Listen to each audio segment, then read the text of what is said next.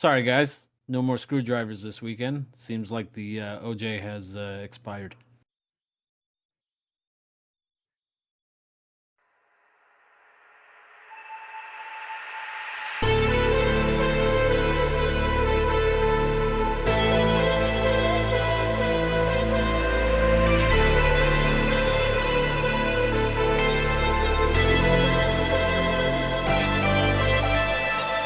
Welcome, everybody. It's that time of the week again for our Cream of the Crop podcast. As always, I am joined by KJ and Olas, and I am, as always, Onyx. Welcome, gentlemen. A lot to talk about in the 2 weeks we were gone. 2 weeks? Yes, Yeah. 2 weeks. It's 2 weeks span. We've had Wrestlemania. We've had AEW nonsense. We've had New Japan / mainly AEW. And then some nerd news. So as always, we'll start with a little This Week in Geek. A very Fallout heavy This Week in Geek, but I'll get to that before. This is the main thing I wanted to bitch about tonight as far as gaming news. So obviously Star Wars Outlaw is set to come out here soon-ish. I forget what the exact release date was. And they dropped obviously the price points. Oh my god. So right now they're kind of getting their asses handed to them over these prices. Rightfully so. Yeah, no, and it's ridiculous. So August 30th. 30th. Okay. I didn't think it was like right around the corner, but I knew it was in like the next 6 months. Yeah. I actually didn't know it was coming out that soon, but yeah. Well, considering they haven't really shown shit about it other than like the one, like, what was it? I forget what conference they did it at.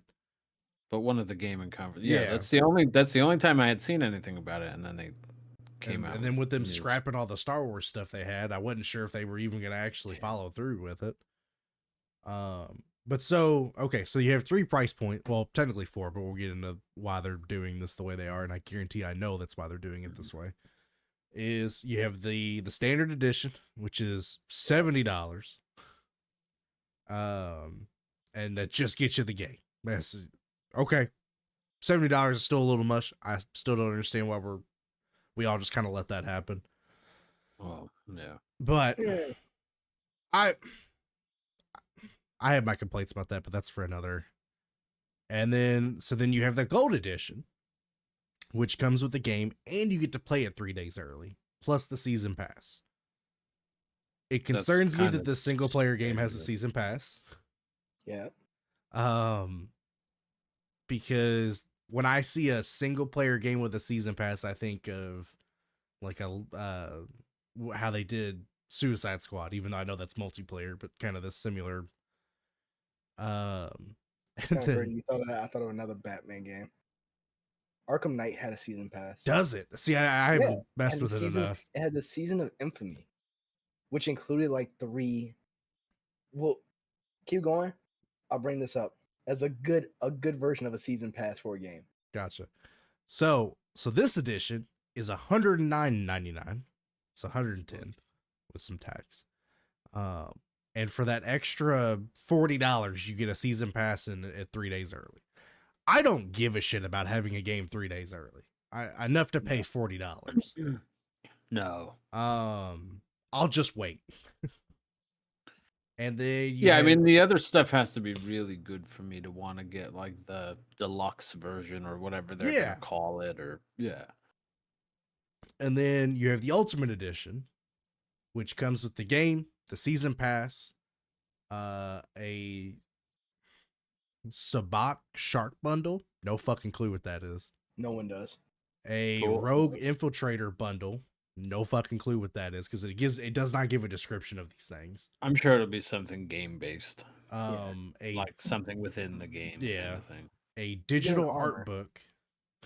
That no one has ever looked at once they buy it. And then at 3 days early. For $140. So you're telling me that for $80 extra, all I get is a few in-game things, a season pass, and to play it 3 days early. Yes. No thanks. Now I don't even want to play it. But I know one of the biggest complaints is that there is a mission that's in the game currently that it'll be in the game day one, comes with the game, that you cannot play, I think, unless you get the Ultimate Edition. And that's bullshit. I did see something about where it's like a Jabba the Hutt mission section or something that you can only get if you now here's why I think they're doing this is there's a fourth way you can get it. You can get it by getting their Ubisoft subscription service. You get it day one. You might get it 3 days early. I can't remember if the subscription had 3 days. But the subscription, you get all of the Ultimate Edition stuff. I think outside maybe the art book. So for one, pre-ordering's dead. It is. Yeah. Pre-order hasn't been, I think, what it used to be since probably 2010. I mean, it used to be a big thing when I was growing up. You would do. I think it's been more recent. Is it started to die off? I mean, the mid 2010s, 11, 12, 13, 14, 15. I think still offered decent stuff. The thing you're running into now, I think, most people are going digital. So nobody's like lining up at the GameStops for the midnight release kind of thing anymore. Yeah. So I think they've just kind of there's been nothing for us to be like, oh shit, yeah, I need to get this because I get this thing that nobody really even looks at anymore. Again, like we were saying with digital art books and stuff, like nobody's really paying attention to that. No, really, the only person I've seen, and oddly enough, because I know this game gets a lot of hate. My buddy pre-purchased the Destiny 2 DLC, like the last DLC that's coming out. Yeah, and he did like the special edition where he got like a fucking replica of the tower from Destiny. Oh, and it's like, and then don't get me wrong, not my thing. But like, at least that's cool. Like that's cool memorabilia that, you can hang on to. And that's like, okay, that would be a reason to purchase if you want to get this.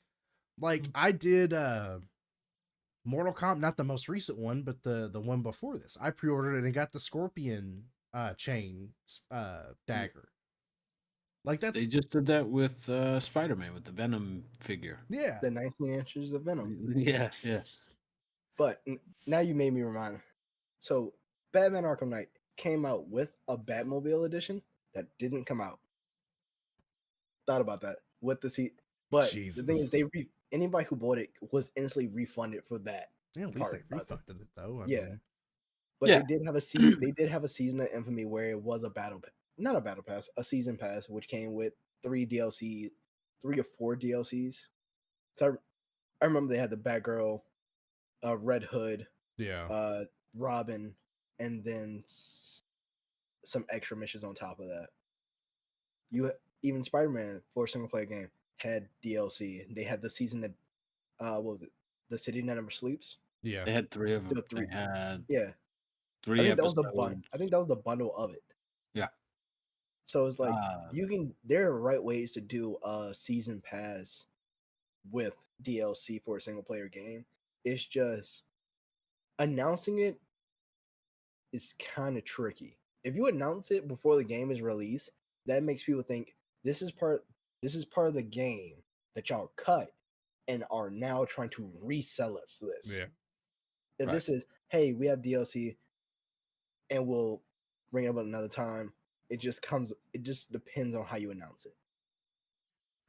See, yeah, I feel like if you're going to make a season pass a selling point for editions, you should already know what that season pass is going to be. I should know in the description of, hey, these are what you get in the season pass. Not, hey, we're going to drop a season pass. We don't quite know what we're going to put in it yet, but we're going to drop one. Well, I'm sure they have an idea. They just haven't actually articulated that idea to other people. Like even WWE then, I'm season not even pass sure makes, they do. WWE 2K's season pass makes sense. I mean, we can talk about pricing, like their shit's outrageous too. Oh, you can get the deluxe edition for 100, but then if you want the 40 years of WrestleMania pack, I think it's like 130. Oh, it was great. Yeah, it was like 130, I think. And I'm like, how much do I care about that? Like, I haven't even gotten the game yet because I'm like, I'll I wait haven't for it to either. go on sale. Like, And that's I what it's want to play coming it, to, but though, is like it's really hard to commit to these $70 games and then be half finished right. and then go, oh well, I should have just waited to begin with until the game's actually able to run, because that was some issues I heard with the WWE game, is that it didn't run well. It's like, all right, yeah, I'll hold off till it hits a sale, and then I'll Yep. mess around with it. And I mean, Baldur's Yeah, Gate I kind of mean, setting the precedent of how gaming companies should handle their video games, as far as, hey, right. this game was finished from the get-go. There's the goal of this game is to make a good game, not to make you buy this other nonsense. And Well, keep in mind they did have like open beta. What the fuck? Well, whatever the term for that is, where it was like you could kind of play it. It was obviously not a finished product yeah, for however long. So And people were playing it for like a good year or two before it officially launched. But they specifically said like this is still a work in progress, yeah, yada yada. Like, not I'm like okay with that. 7 Days to Die has been in progress since like Oh yeah, 2011, but like, another game that's in like being updated constantly, Helldivers 2. yeah, You don't need a AAA game. You could just have a game that the community will just attach to and say, "Hey, we build what you want. Like, take your time, release stuff. As long as you give us stuff to do." yeah. it I mean, shit, it even makes Lethal the Company and game Power that Worlds. I much mean, better. they're Yeah, it's the focus is not on making additional content for you to buy, but maintaining the game's longevity just right. through it being the game. It makes a pretty good game an awesome game when the people that are in charge of it are taking care of it and taking care of the community properly. Yeah, The problem with Ubisoft is that they don't have a good track record of that. No. Uh, and I say that as somebody who plays Ubisoft games, yeah. um, where they don't have a great track record of certain things. And it's, Like games working on launch or right. So it's going to be interesting to see if the amount of blowback they get, especially after they just, they definitely didn't help themselves with fucking Skull and Bones. yeah, So it'll be interesting to see if they try to pivot in a better direction for people, like for consumers. I don't know that they will, but you know, sales will reflect that, I'm sure, and then they might have to pivot because they're forced to. So we'll yeah. see. Yeah, I mean, as of right now, I'll probably pass on this till it goes on sale, because I Yeah. just, for one, I'm there's not. intrigued by it. Yeah, and it's not even that I don't think it could be or let me phrase it. Not that I don't think it could be a good game. One, there's been so little about it, it makes me nervous. Where not saying you gotta tell me the whole story, but like I'd like to see some more gameplay, or talk Yeah. about it in some degree. When you don't talk about a game, and we're not even talking like a triple or a indie title. This is a major franchise that you're making a game about. Yep. And I don't really know much about it. Outside of a few of the mechanics they've mentioned in a trailer or two. Right. So it'll be a pass for me. I mean, I don't mind necessarily the streaming service, but I don't like when I think, purposely increasing prices so that you will not do that and rather go to the streaming service. Because I mean, I did that for Mirage. Like, I did their streaming service so I could play Mirage day one, and because I wasn't sure if I was gonna like it. I'd rather pay $15 and go, this isn't for me, and cancel the membership than pay $70 and get 3 hours into it and go, this isn't for me and I can't refund it. Right. So I don't know. I hope it's good, but I like you said, with Skull and Bones being the way it was, and Ubisoft's well-known track record of, even though every now and then they get a good one, will this be the good one? But to pivot into some actual good stuff, Fallout is killing it right now. from everything I've seen. I don't know if you all have watched the show or not yet. I have. I haven't yet, but I've heard good things. I am 4 episodes in, so halfway through because it's 8. I'm like 3. Yeah, it's 8. I How do you guys love like it. it? I love it. I like it. Okay. It is so true to the game without it being revolved around one of the Actual games. games. Yeah. It feels like I compare it to a modded version of a Fallout story. Yeah. It feels so much like if someone modded a story of Fallout, this would be it. Everyone, basically NPCs, they feel like they came out of a Fallout game, like dialogue wise, and the way they say things feels like a Bethesda game. Feels like a Bethesda script through and through. And it's even funny how they throw gameplay mechanics into a storyline. So like, it doesn't really spoil anything, but like the intro to it, they have one of the characters going through their skill sets. Huh. You know, of like, hey, I'm proficient in speaking, and so I can do the, you know, and it's like, I'm also a really good shot, and you know, and it's like, oh, hey, that's a cute, cool nod to the games of, hey, this is what you do in the intro of these games, and it's, no, I mean, it's, I've thoroughly enjoyed it. I was concerned when I heard that they were making a story themselves that wasn't based on a game, because it can get tricky, especially if you don't follow continuity. You know, it makes it easier to follow that when you're going like Last of Us, where you're just strictly going off a game script. I actually think that more people should do that, though. I agree. Where they make it in the universe, but don't have to tie it necessarily to the game or the whatever, because that's where you get so much divisiveness in terms of. That's a double-edged sword. It depends on the game. True. Because certain games you want to see in a live action setting. Last of Us. Last of Us was a perfect example. Yeah. Let's say people want a God of War. They wouldn't want something that's not Kratos involved. Well, no, I'm not saying like every game should be, you know, The Last of Us did it well. But even you can't do God of War without. You could do it with can't Kratos, really do but a God not of War necessarily without a game story. You could, Sure, I think you could do a different. I mean, there are parts of the story between him going to the Norse mythology. Yeah. But even that was actually covered by comics. So even that is kind of, you have source material. And so that's going off on your own is like, people might be upset and not want to watch it. My point is, anytime they base something off of either a game or a book or something, if they don't stick to it to a T, people get mad. And,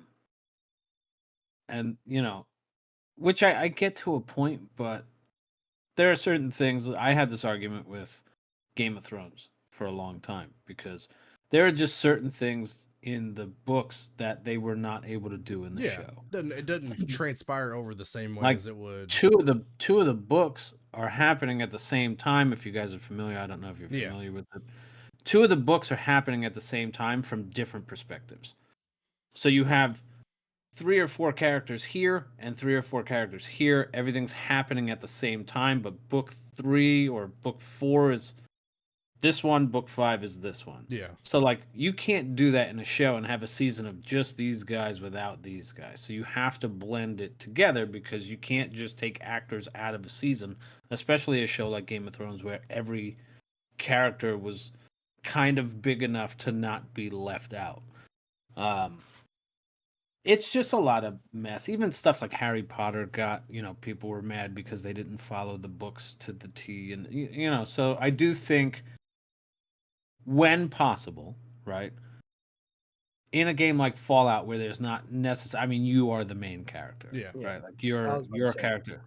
Where if it's a situation where you don't necessarily have like a specific main character, even if they did like Halo without Master Chief, they just had the Halo universe.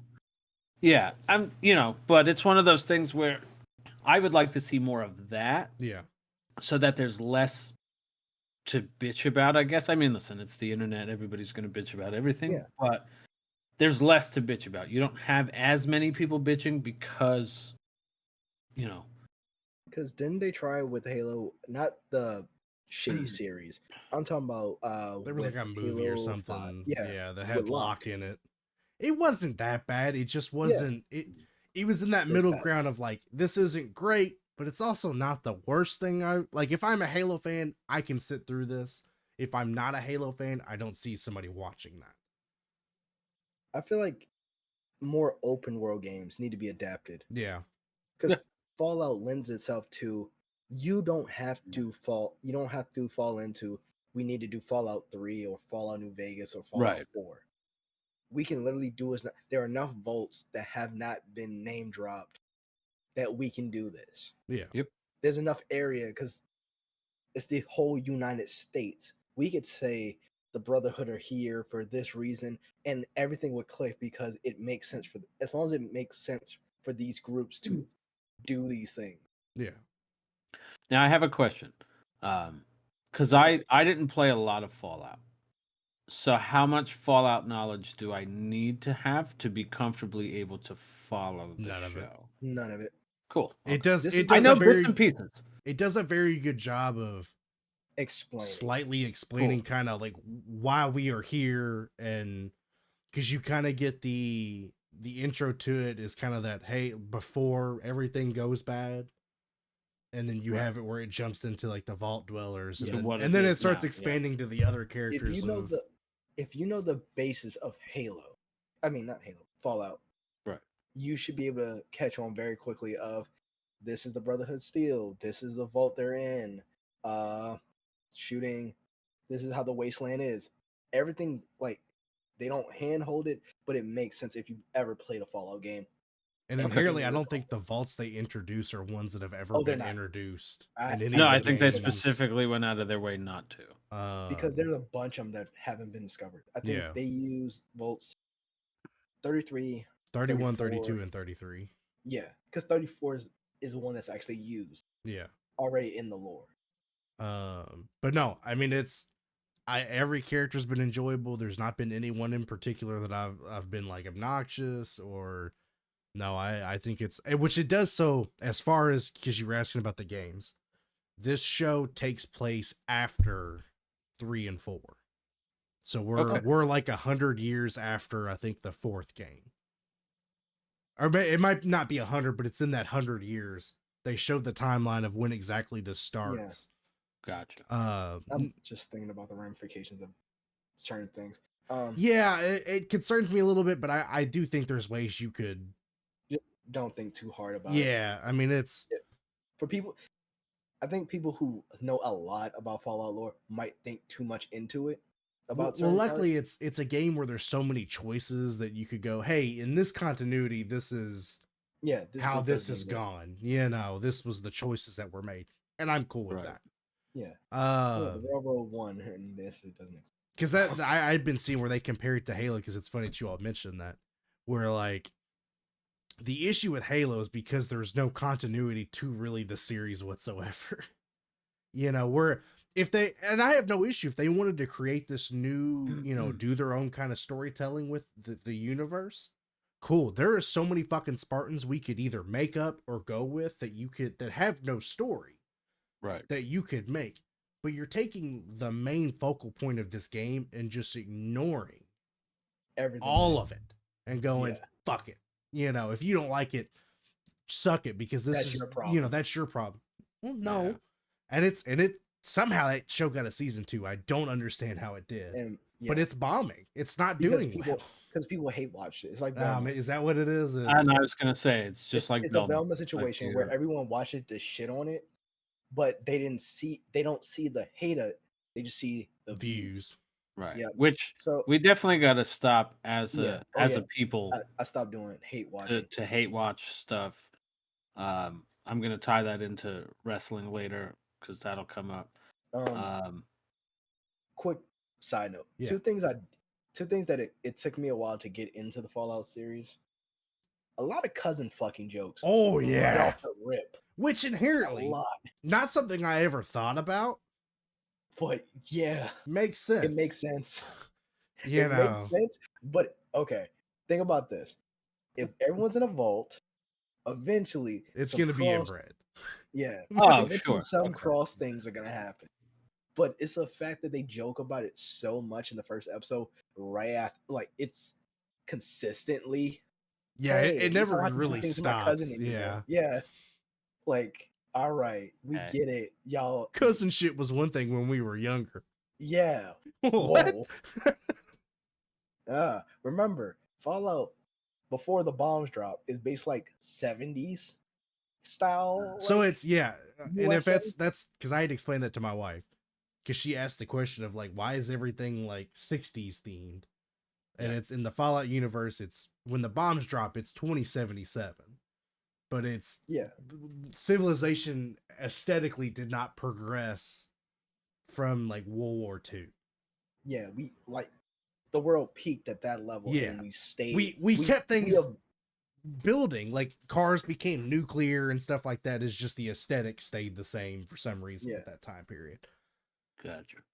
But yeah, So- no, it's I love it. I was nervous about it, but it is hit every expectation that I had, and I do enjoy picking out kind of as, although not like the biggest Fallout player, but picking out the stuff that I do know, where it's like, hey, I know what that drug is, or hey, that's a that's a stim pack, and Yeah. you know. Also, the only other thing is that the dialogue is extra cheesy to Oh, some yeah. degree, but that is not a. I was thinking like, is that or the TV's fault, or Bethesda as a company, because their Fallout games, their dialogue can really ham it up. Yeah. And I promise you that. And it's not don't all think- of it. I will say it's not all of the dialogue, but there's absolutely some moments where it feels like I've interacted with an NPC. But I love that about it. It's like you can generally tell who the important characters are based on how they talk. the Okay. Brotherhood Steel guy was like, all right. Yeah, where it's like, okay, this is Alright. I could see this conversation in the video game of, you But know. you're pushing me. I'm getting annoyed. I want to control this game and kill this guy right Yeah. now. That's how I But- felt. And then Fallout 4 is currently kind of in the news. Good and bad. It's getting an update. Yeah, so for some reason they've decided that Fallout 4 is going to get a new gen update to update the graphics for, I guess, new gen consoles. Kind of, I mean, I don't understand why people are upset about this, because this is pretty standard Bethesda. Like, Okay, I do, but I don't. Like, I think I know where most people are coming from, because Bethesda has a knack of doing this. yeah. Right? It sounds great on paper. Great. Will it run, though? But the problem is they do this and it's going to force, hopefully it's not a forced update where everyone's shit updates, Yeah. because the modding community always ends up Yeah, getting that is getting true. fucked over. Yeah. They're going to change like the slightest little thing In the to code, it's going upgrade to it, fuck the mods up.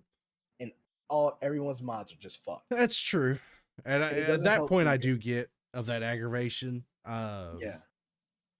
Because I Reason know, why a like lot I of said, people are it's against it, to what? because there's two parts of the whole modding thing. Yeah. One, it could fuck up a lot of mods, and the repercussions behind that is because of Nexus and their whole, because it goes deeper than just the modding community. Because Nexus did this whole thing with collections and paying a price, a lot of those modders stop, like Yeah. full on stop modding. It's just a lot So of these if mods that- you're going to lose and never be able to get back. Exactly. I could, So yeah, that's I why could a see lot of that. people are more pissed off, especially from the PC front, Yeah. that they could fuck up so much. And then there's upcoming mods that people really want to play. Like I think there's a group making Fallout Miami, and there's another group making a Fallout UK. And what's to say that new update doesn't fuck up all their plans? Just down. Oh, the is drain. that where the Fallout London's coming from? Is it? Yes. Okay. The modding community has, like, those groups have really been on their shit. So it's like everyone's fingers across that them trying to update their game because Fallout is the new popular thing right now doesn't fuck that up, I'm just surprised they're for putting Fallout the 76. investment in 4 and not in 76. because Fallout 4 is an easier engine to Is that- mod, and okay. then Fallout 76 is a multiplayer game, so I feel like there's more. Which Why is inherently, that? I've heard that game's gotten pretty playable. Yeah, it's pretty Um, much good now. I did see that a lot of people were complaining about the London, that it's going to set back Fallout London. but they're also upset because I guess Bethesda had hinted to like doing a Fallout Hollywood, I guess in relation to the show because it's set in California. Yeah. Which If they put out DLC, people will be happy, but it's like, again, as long as you don't fuck over the mod side of it, yeah, because it potentially could, and everyone would be pissed. yeah. Because when it comes to Fallout games, if it's not New Vegas, the modding community does way better than Bethesda does when it comes to just saying, "Hey, we just want to expand the world." Well, not even that, just some simple like playing issues of things that don't work quite right. Yeah. But no, I mean, the I modding hope for the community sake, updated the game a while ago. because I'll have to redo my Fallout because I have my Fallout as Star Wars right now. It's pretty cool. I do like it. I have New Vegas in mind. Oh yeah, Have the whole Mojave just in Fallout 4. Jesus. And then lastly, gaming. This one's kind of a smaller one, but I thought it was interesting. Is Power World? I guess is going to be introducing a PvP mode. So fully just going into the Pokemon. It's gonna be so dumb. It is. I'm for it though. No. You know what? Nintendo has been left unchecked for so long. I am all about some random ass company going, you know what? We can do this and do it fucking better. Which is absurd. No, I just think it would be fun because now you can raid each other's bases. And those people in the beginning who captured like the bosses, imagine having to deal with three of the fucking tower bosses lined up, ready to defend the base, and you can't do shit but just can't do this. What's funny is I still don't think they fixed that. Or you could. They did. Okay. They unintentionally fixed it. They were fixing something Ain't else. That a bitch. But as a consequence, catching the tower bosses stopped working. God, it was I had a great laugh about that. I forgot what they were trying to fix too. It was like a lighting issue. You're fixing the wrong thing. Funny enough, they admitted they didn't want to fix it. They just thought it was funny, so like, we're just keeping this in, but unintentionally fixed it. Like, well, we can't just reset this. This was an actual issue we fixed, so sorry. God, it's a game I gotta pick back up and play again. I was just talking about it last week that I haven't played it in like a couple of months. But Same. Yeah, it's been shit. I think the last time I played it was with you and Dusty. Yeah. Yeah, there's a few things because I saw Lethal Company got an update where he had put out like a big message of like apologizing for not consistent updates. It was like, bro, I mean, yeah, you're doing better than most fucking 1,000 people studios are doing. Like, so that's fine. You're not Yandere dev. That guy can eat a bag of dead. Jesus. But I did see with the Lethal Company update, it did fuck up a bunch of those mods, like the More Company and all that stuff. So I'll have to hit up Dusty and see if he can get some time to see if he can fix all that shit because he's a wizard with that shit. But yeah, that's all I got as far as gaming news. Once again, if you haven't watched X-Men 97, you should go watch X-Men 97. The last episode was heart-wrenching and amazing. So if you're not on that, you should get on that and go see King Kong too. We saw that this weekend. It was really good. Okay. I do like that they're making those movies good. It makes me happy. All right. So per Porto's request, we're going to talk about the AEW stuff first. Yeah. Might as well get this out of the way. Just get the AEW nonsense out of the fucking way. Porto, you go ahead. You're the AEW guy. You can lead this shit off and just... You got so it. As a way to boost ratings, the Young Bucks, it was announced that the Young Bucks will be showing the footage from Wembley, and everyone collectively let out a what? And a sigh. Yeah, like that. And yeah. Especially Tony Schiavone. Everyone thought, this is gonna be a bit. It's gonna be the Young Bucks doing being the elite style, reenactment. But no, reports was like, this is not a bait and switch. Even Tony Khan during the ROH press release said, we are not in the business of doing bait and switches. We will be showing the footage. I mean, aren't we though? Yeah, debatable. But this is more like, this is a promise that we made, and everyone's thinking, no, this is gonna be a joke. No, it's not. Yeah, you didn't have to make that promise. Yeah, No one wanted. this is one of the things that should have been kept in the vault. So Wednesday came, the Young Bucks did a promo leading into the footage, It went over basically as terrible as you expected. basically saying FTR orchestrated the attack, basically trying to make it work in the sense of wrestling, that they were so worried about the Punk drama that they didn't have time to actually get in the right mind state for their match with FTR at Wembley. So Jesus. they really tried to make this work. Footage was shown. It was pretty much as CM Punk had said during his interview, for the most part, because there are some caveats of Jungle Boy came back into Gorilla, CM Punk got into his phase. There was a brief exchange. I will caveat. I don't think either one of them really got into each other's face. There was enough distance that he is incorrect. I don't agree that Jungle Boy got into his face. I don't think either one of them really got into each other's face until he pushed him. You can see that he does look over at Tony as like a dude, what the fuck? Like, Yeah. Like he looks at him like, dude, you know what he was saying on the Ariel Hawani. Like, are you gonna handle this? Podcast, like, you know, you need to be a boss, kind of like you need to handle this kind of thing. Sorry, I totally didn't mean to derail you. No, you're fine.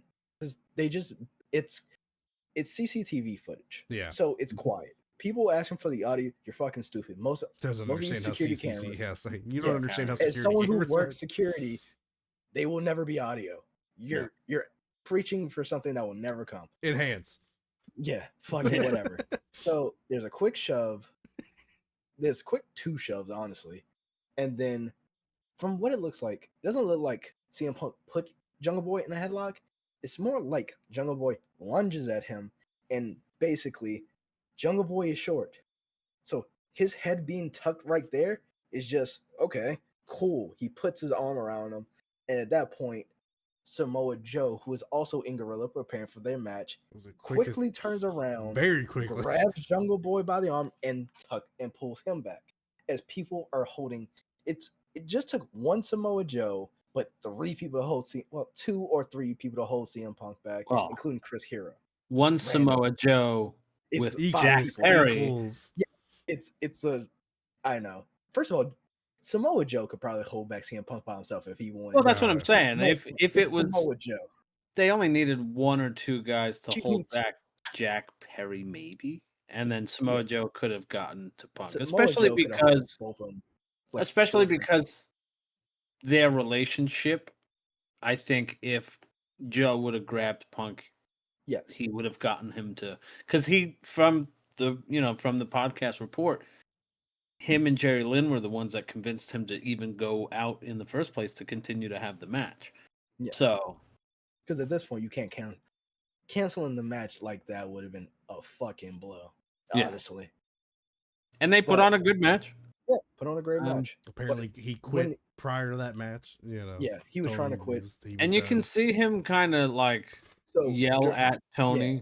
So what immediately happens after they are broken up is you can see CM Punk he doesn't lunge per se, but he does move. He does start pushing monitors out of the way, and he's pointing at someone behind. Well, he didn't push the monitor out of the way. He kind of got around the table. Like it was like the table was here, the wall was like here. He kind of like tried to get in between to go around. So I'm not saying he's like actively trying to push just shit. Just trying to get back there to a degree. Yeah. So what? And that's where Tony feared for his life. Which in the moment, first of all, Tony Khan is a small man. I know. This is CM Punk being mad. No. I know. I want you. Yeah. I'm building up to this. Yeah. As in that moment, I can see him fearing for his life in that brief moment. And even then, All In, when he made that announcement, was relatively soon to Wembley. Cool. Whatever. I'm pretty sure now looking back at it, Tony probably wouldn't have said, I fear for my life. So everyone bringing that back up and throwing it in his face, I feel like that's a bad take. And I do feel like he did it for legal purposes. That too. But I'm saying in that moment, if I was Tony Khan, probably would have been in that same situation. Probably would have said the same thing. So everyone throwing it back at him like, oh, this is what you fear for? Fuck, he's not a fighter. He's not a wrestler. He hasn't done any, for all we know, he hasn't done anything that's that like fighting wise. So what do you whatever. I think so. My thing's not about like trying to throw it back in his face. Like, you know, I get it. Yeah. At the same time, you're the boss. Like, you gotta, there's a level of handling business and respect that you have to command, regardless of your size, regardless, you have to. Yes. Especially with these guys. You know, no. You're right. You're perfectly right. At some point, Tony could have pulled everyone in office and had a fucking discussion. Yep. Honestly, this for all of the things that back and forth between Jack Perry and CM Punk should have been deaded the moment Tony Khan saw it. Shouldn't have been hands whatsoever. The second both you get the fuck out, like, you know, we're not doing this. As soon as someone would have talked aggressive to the other, it'd been shut up. We'll talk about it later. Yeah. That's right. And then talk we're about in the middle of our biggest pay-per-view. Like the show is about to go live, and y'all two will be y'all are being a dickhead. Right. Both of them are being dickheads. No, yeah. I don't think it's one or the other. I don't think Jack should be punished for instigating it with the Crimea River bullshit. But people have said, well, he's just playing it into the bit. He's whatever. If he wasn't for it and the time not to do it. Your biggest pay-per-view of the year with 70 plus 80, however many thousand. Pull Jack to the side. Hey, we'll talk later. Yeah. Punk comes and gets his face. Punk, don't talk to him. We'll talk about it later. That should have been immediate. Right. But that plays into the narrative that he's not a boss. He's not proactive in stopping shit. Well, he's a fan of everybody, and if that's fine, if that's the role he wants to play, there's a role for that. He doesn't need to be in charge. He needs somebody else. He can still be in charge. He needs a bigger team. He needs a hammer to like come in and actually be the guy that, like, you know, you want to do the good cop, bad cop thing, do it. But you can't just good cop everybody. Boss, if he wants to be the boss that's in charge of everything, cool. But hire people. Hire a better PR team. Right. Not a PR team. HR, a better talent manager. Like across the board, you just need better people handling situations. I would say we need a locker room leader, but who fucking knows? Well, but here's the thing, and as much as you want to shit on Punk about that, I don't think Punk was the one to be that. I do agree with that. Never. You got EVPs that would never let that happen because they're so determined that anybody that comes in that might fucking pose some kind of threat to any pull they have, because that's what the Young Bucks are. That's what fucking Jericho, you know. And I respect Jericho in the sense of Jericho's not an EVP. Well, I respect this journey of this company. I respect that. You know, where it's just you gotta. There needs to be quote unquote an Undertaker of this crew that handles the shit back there. But you can't do that when who? That would have. I think that might have. This is the thing. I think that might have been Kenny Omega. Honestly, Kenny out of the group seemed the most sensible. I feel like Kenny. Yeah. I feel like Kenny. I don't know that he has the temperament to be. Now he can go in and do it in a more calm way, but sometimes you do need that person to be like, guys, cut the shit. Like, yeah. And I would say Kenny doesn't come across as that kind of person. If it's not Kenny, I would put Samoa Joe in that role. Yeah, I'd be fine with that. I've never heard anyone say a bad thing about Samoa Joe. He's respected across the board by old guys and new guys alike. Because I think that's the role him and AJ had in TNA. Was him and AJ were kind of the locker room guys, from all accounts that I've read into. My thing with this is it was blown up to be this big crazy thing.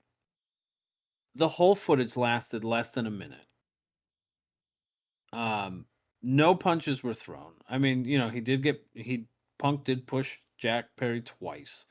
And then they got into a little scuffle. You know, monitors were moved over. Okay.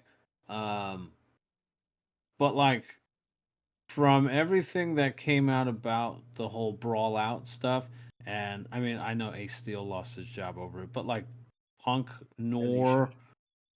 right, but neither Punk nor the Bucks or Kenny or whoever else was involved in that whole thing lost their job. So, and if now again, this is all, none of us were there. So if Punk did say, "Hey, just let me go," and Tony said no, then again, it all of this really just makes Tony look bad. And the More than anybody else, because if you're not putting a stop to any of the shit, again, why is Shivani going to CM Punk to get Jack Perry to calm down and stop cursing out the medical guy and the this guy and the this person? Yeah. And why is Tony Khan not going, hey, these guys don't think it's a good idea for you to do it, we just shouldn't do it. Again, that's you're the boss, not just by name, dude. Like, it's your company. You have to step in and, like, you hired these people. So if you disagree and you wanted Jack Perry to do whatever he wanted to do, then why the fuck do you have these people, right? You have the doctor who said it wasn't a good idea, this person who said it wasn't a good idea, this person. You had like 4 or 5 people, and then they got Punk. What? Like, why is Punk getting involved? And apparently, Punk's version was it's not about the glass spot. It was never the glass. It was the fact that it was a rental car. Fuck up the rental Right. car, you might fuck it up for wrestlers. Yeah, that was Yeah. his major point. Fuck the glass bullshit. You just don't want to fuck up rental cars, so other people won't get rental cars. Yeah. He made that a point. This bringing that up. Yeah, and I mean, I do think again, But again, they did say with the doctor did say, like, it, if you're hitting the glass, it could pop back into your eye, kind of thing. Like, yeah, obviously you got to be really weary and careful about these things. And like, I don't know. Again, the spot sounded dumb. Now, whatever. I understood what they were going for. Fine. Tony should have nipped it in the bud right then and there. Yep. That should have been the end of it. The fact that from everything that came out, like, nothing came out about it for weeks. yeah. Stories didn't get leaked about it until like 3 or 4 weeks later, something like that, like right before All In happened. And like, so it was a non-story for weeks, then it gets brought up, now it fuels the fire. Tony's not doing anything to stop any of it. I feel Again, like never mind, go ahead. no, what were you gonna say? I'm curious. I feel like a year from now, like I give it next year after WrestleMania to see how this devolves. Because it feels like the story of CM Punk versus not even the Elite. It feels like just the Bucks, the way It is. Kenny just told his. Yeah. Because it seemed like a tit for tat among them. Because it all started with Hangman. Yeah. Right. That's It who I was started trying with to think of Hangman. earlier. Yeah. Yeah, it started with Hangman making the one comment that pissed CM Punk off. Then pissed off. Now they're at odds. Now he's pissed off at Colt Cabana too, and the way CM Punk says it, it was like Colt was just trying to be nice with him. Like, hey, can we just bury the hatchet? And CM Punk kind of brushed him off and said, "I'm not speaking to you without my lawyer." Instead of burying the hatchet right there, which could have potentially ended all of this. Yeah, I mean, that whole thing started in a weird way too, because, not to take Punk's side, but as he said it, like, you're claiming I got somebody fired who was still employed. Yeah. Like, Yeah, he was still under contract. He still had a job. And I think, did they have ROH at that point? Yeah, yes. right? Yes. So he basically was on all the- ROH, or like he was on he was on Dark ROH enough, before they, yeah. So it's not like he was just gone. but it feels like he was with the Dark Order on Right. TV, and then suddenly he was only on ROH. Right. Now, I do think in terms of, because there was a lot of pettiness back and forth, the fact that the week after everything happened, they had Colt Cabana on AEW television was like, all right, Pretty what much do we do? yeah. You're like feeding into that fuel. And again, again, if you're the guy at the top, you have to fix these things before they become a thing. And you're in control of the narrative that's coming out of your own company that's making you look bad. You could have stopped it right then and there. Hey, listen, they had a disagreement, whatever the situation was, if he just made the comment or according to Punk, like changed the whole talking points of what he was It going to say, was and it fucked him everything saying up. that kind of just ruined basically shot down the promo, and Punk Right. couldn't hear. According to Punk couldn't hear what he said exactly, so he couldn't kind of rebuttal the promo because he didn't know what he was talking about. Yeah. Right. So cool. So, that's one thing. Then it and devolves then into him bringing up, because at that point they're just mad at each other. Then Yep. brawl out happened. Well, because apparently he was under the impression that Meltzer and Alvarez were getting their information from the Bucks, which Could be true. I can see it. completely understand. No matter how much Grain of salt, but it Meltzer, could be true. right? No matter how much Meltzer denies it, and then he, turned around recently and was like, I should have said something. Yes, okay. If you're telling that, like, if he thinks you're getting information from these guys, you were in contact with him at that point. You could have been like, hey, that's not where I was getting my information from. I just need you to understand that, like, whatever. Again, but then Tony needs to put a stop to it, and then not just look awkwardly as he's fucking ranting and raving next to you at your fucking press junket. He should have after the show, right? And then that should have been a cutoff, and then he comes back and still talk. And then this is months later. Everything has settled down. CM Punk comes back, starts making comments towards the Bucks. Well, remember that the Bucks came back and did the fuck up slingshot and the bite on the arm and the go to sleep with everything should have been right. That shouldn't have been allowed, and they should have, there was too much tit for tat. That's, I mean, at the end of it, it's all nonsense. And again, because like I said, it all makes Tony look bad. And again, I'm not saying Tony's not a nice guy, because that seems to be the thing about him. But obviously, you're not taking charge of the shit that you're supposed to be taking charge of. That should have never happened. The CM Punk going off on a tangent should have never happened. The back and forth, subtle shots here and there should have never happened.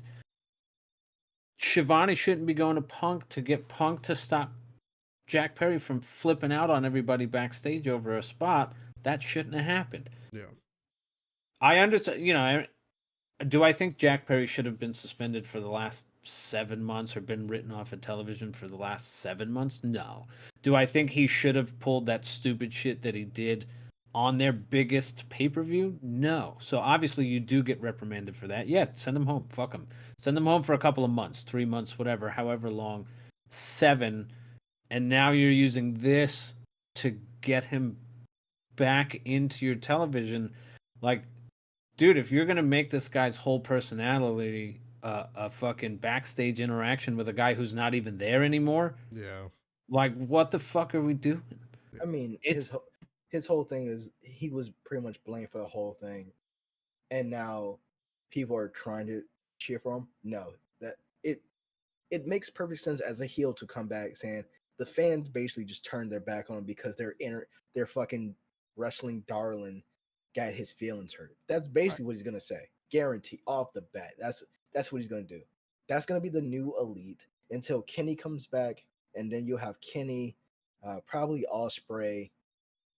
Because I can see Ospreay Okada for. Not sure which one of them's gonna. No. It's Okada versus Ospreay at Wembley for the Continental belt. I can see that happen. It just dawned on me that if you're doing this whole Elite versus the new, like, you're basically doing how the Bloodline is. Yeah.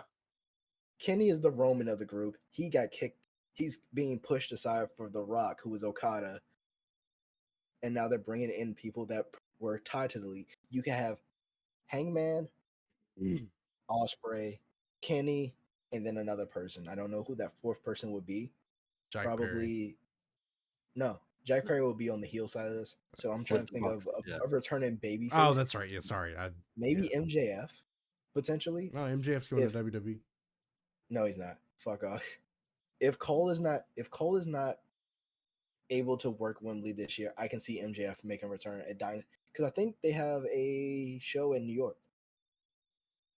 Oh, Forbidden Door for is that in New York? Well, Now I don't that know if you've seen the reports of them possibly not doing securing the the Arthur Arthur Ashe, Ashe. Yeah. but Rocky Romero said that was true. That was false. Okay. So people were just blowing smoke out their ass. That's It might different. just not. It might not be that venue, but it's still scheduled for New York anyway. Okay. So it could Yeah, I just wasn't be sure because something the the stuff that I report saw was was something about New they Japan New didn't Japan want didn't to want pay to. for it. Yeah, and Rocky Yeah. Romero came out like, no, that's definitely not true. Right. Best So, good. I mean, that but would be yeah, great. It won't happen. Yeah. but the thing is, for everyone saying, "Oh well, AEW's dead, it's buried, it's gonna go out just like WCW," they're full of shit.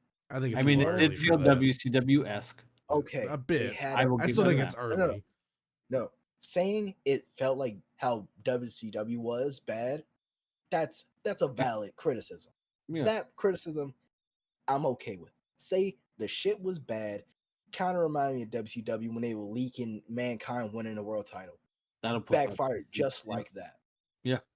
But saying that AEW itself is going to die off of this one show or a few bad shows No, is kind of a bad take it's because just not. wrestling is fickle. We have our high points, we have our low points. WWE is up right now. AEW's down right now. Yeah. Could they pull it back? Absolutely. Sure. If they look at themselves and say, we fucked up, we've been putting out a And bad that's product, and and say, that's cool, back to basics. Need to We bring get back Eric to how we Bischoff was. in. if Fuck they off. continue to do this though, like again, if they recognize But that's an the if.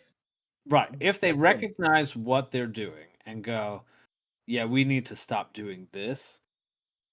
I have no thoughts that anything, I have no doubt that they can turn it around if they just stop doing this. Again, you're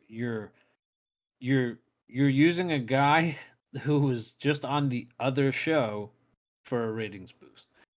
Like that's sad. And to be fair, I know Tony put out like, oh, up 29%. It was only like I think a 20,000 person swing if I remember correctly because I think the week before they had 790 and this week they had about 819 for like ratings. Yeah.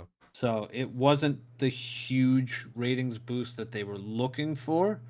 And again, I think they recognized it because they did, pull the footage. If I didn't check their YouTube, but I think they pulled it off of YouTube.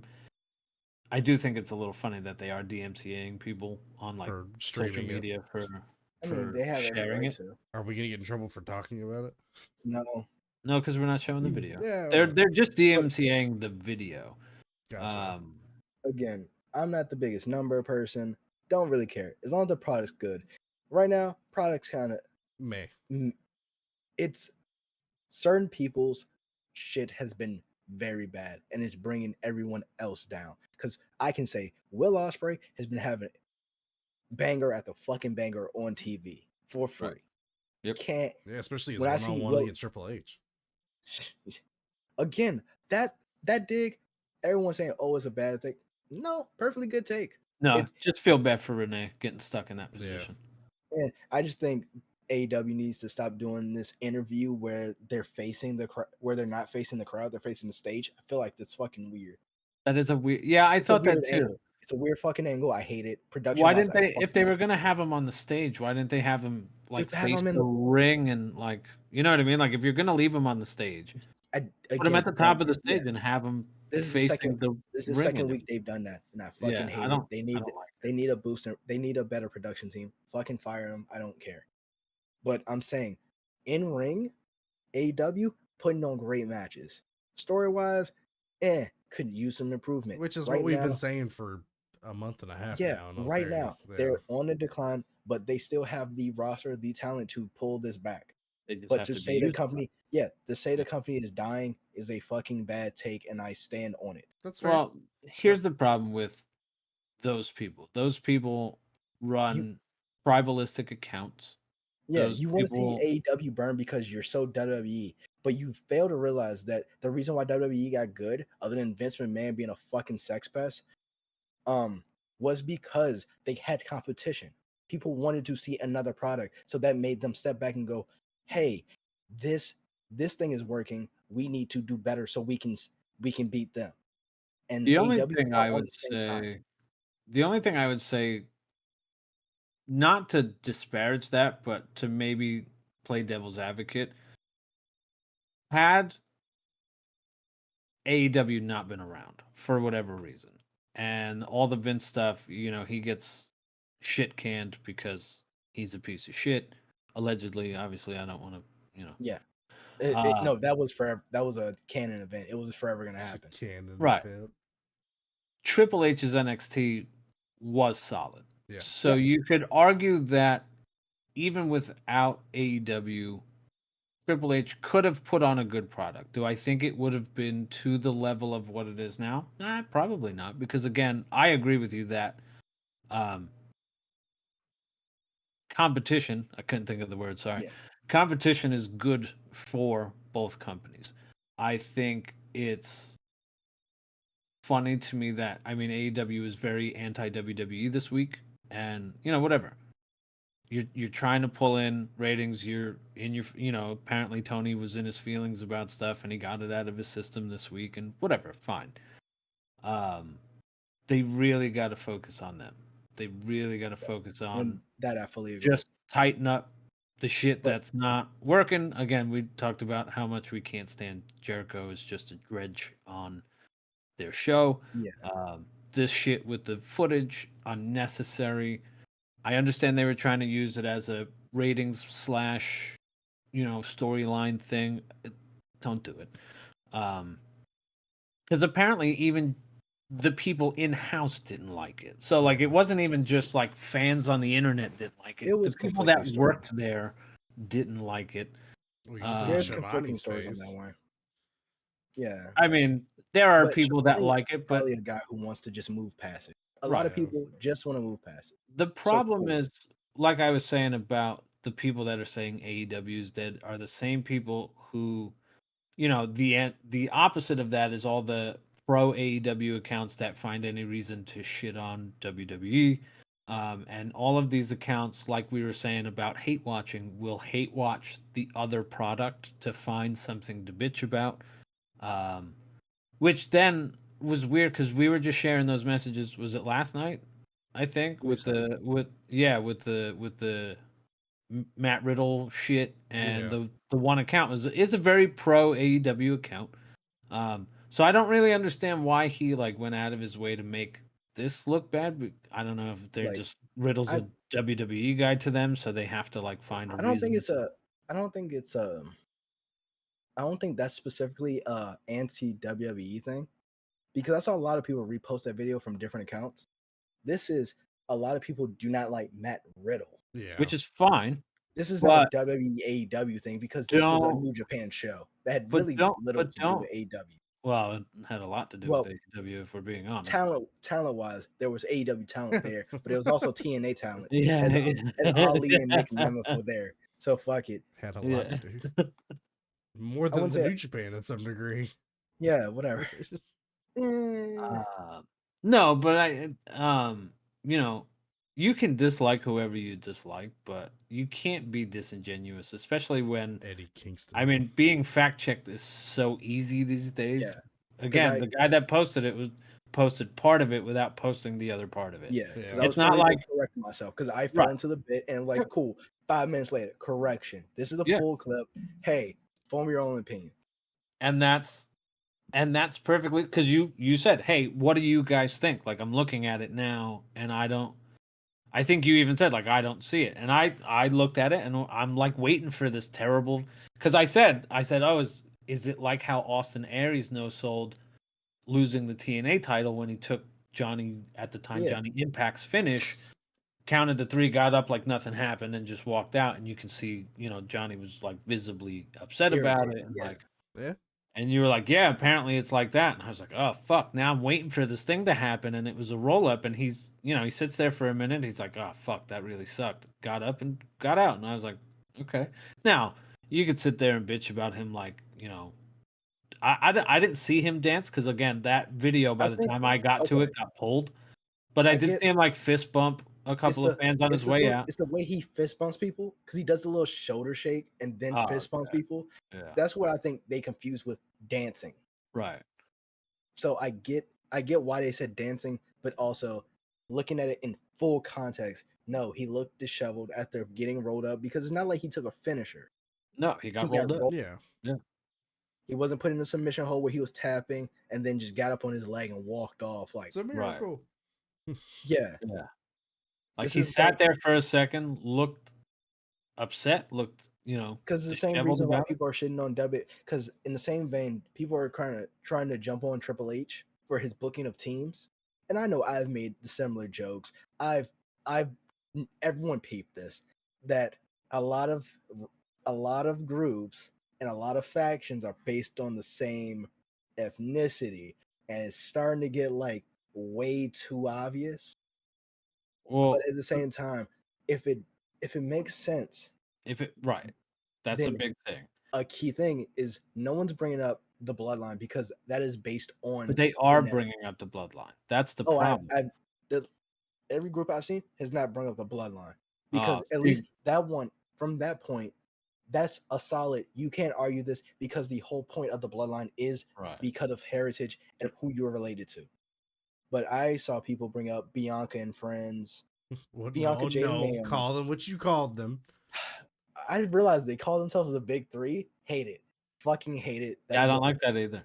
Because I'd rather them be called Black Girl Magic than be the that Big implies Three. I would something that implies something that no one really wants to get into because that's a rap reference. Right. And I think Jade said that at the time and doesn't really Ain't no Big Three. There's just Big Me. No, say the real line. Say the real line. No, he did. He just left out a part. Yeah. The house part? He didn't finish. Yeah, he didn't. Yes. Easy there, Kevin. But no, I get to some defense, it looks bad.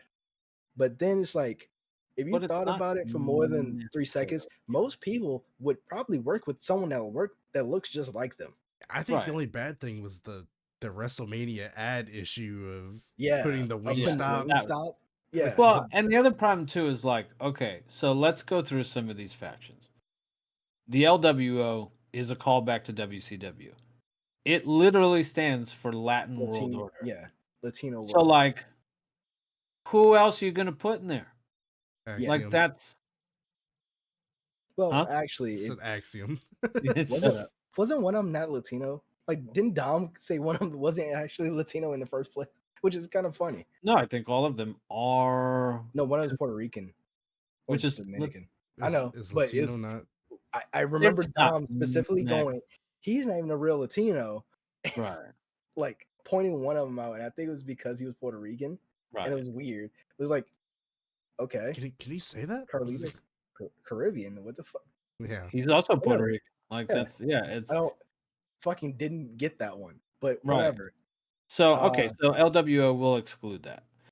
You could say current Damage Control, but remember that they started as Bailey, Dakota, and Io. Yes. And then Oscar and Kyrie. Which also, again, if you know anything about their history, makes sense. Yes. Because Oscar and Kyrie, even just in WWE terms, were tag champs at one point. And if you think outside of WWE, had worked together. So it's not like they just threw 3 random Japanese girls together and went, all right, you guys are a group now. You know what I mean? Like Julia in there for no reason. Like, right. Then it's like, all right, you're reaching. Right. If you brought in some random stardom chick who had nothing to do with any of them and just said, oh, they're with Damage Control, then we're just putting a Joshi team together. Here you go. Like that's right. The Pride is the next one. Bobby Lashley and is that what they call it? Okay, I forget that's their name. That's not actually their name. They were never officially named. Right. But I think the Pride was the name that was tossed around and just never officially used. And I think that's the biggest one that you have some leeway with because Bobby already did this with the Hurt Business, where it was a predominantly black team. Right. And then just for them to disband and then bringing in another set of 2 black men, it just seems Who, like, in all oh, man. fairness, were inherently already a tag team together and had No, been for some time. And where- you could I mean, sit and this say is- like, all right, Bobby just wants to, he's the he wants to MVP of this do group.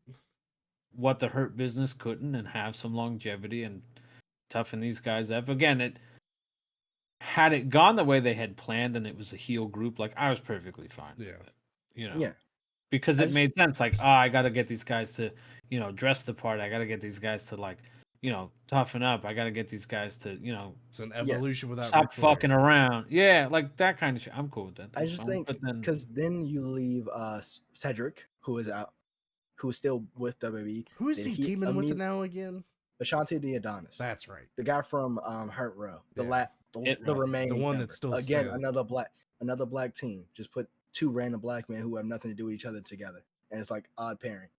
Yeah. But it's like I feel like this would be not an issue if it was like there's a mixed race group, just a faction of people that are just good wrestlers. Yeah. Judgment Day. I mean, So I'm trying to think like other than like yeah, what did you say? Judgment Day. Day. Yeah. What? Actually. Because I mean, 2 Irish guys, 2 Irish, Mexican, Australian, and a Puerto Rican. Oh yeah, fucking Devlin. JD. Forgot about Yeah. fucking Devlin. In all here. fairness, we all kind of. like, and a black guy. Sometimes. Sometimes. Yeah, occasionally. What do you mean? Sometimes he's a forever member. Yeah. Final test. It took a fucking second to catch on to that one. We 2 Samoans, 2 and 3 whites.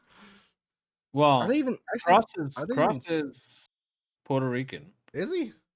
Yeah. Oh yeah, he shit. is Puerto I Rican. didn't know that. He's like Paul Cody Ellering Rhodes. is Cody white. Rhodes, Yes, yeah. Cuban. Paul Ellering is white. Scarlett's definitely white. is I think Romanian. So yeah, she's white.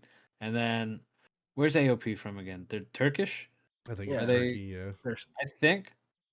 They're from the city of scammers. Yeah, that too. Sorry, Wow. stand by that. They shouldn't have been hired by WWE. I stand by that. I don't I care. was gonna make a joke, but If you scam wrestling fans, you deserve to be on the permanent shit list. Fair enough. right. I mean, I agree. Logan Paul coming for you next. I'm trying to think of other groups Oh, yeah. where you Mm. could. I just thought of something. Huh. I thought of scamming in WWE, and I know what I'm about to say. Say it. Also quick info dump. Zelina Vega was accused of being a scammer Yes. Oh man. for her merch. I mean, not merch, but she was buying stuff from indie makers for her outfits. Making it look like sales or Yeah, basically they were accusing her of stealing and getting stuff for like very low to free prices.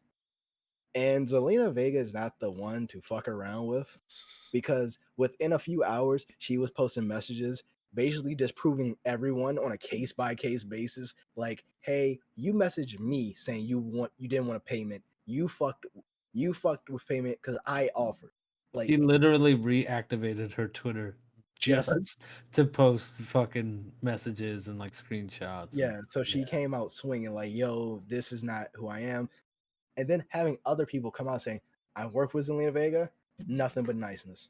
Right. Like, you really, if you're going to call out a wrestler, always post proof first. Yes. And then they were showing that like back when they were doing the watch alongs on YouTube for the pay-per-view, and she was like sitting there talking about Sasha or something, and like it was very much in character the whole time. Yeah. They're like, see, she's a terrible person. And I'm like, bro, you're using like In her character in way. character as a fucking Yeah, like, so people were shitting on her. She quickly said, nah, not today. But oh my god.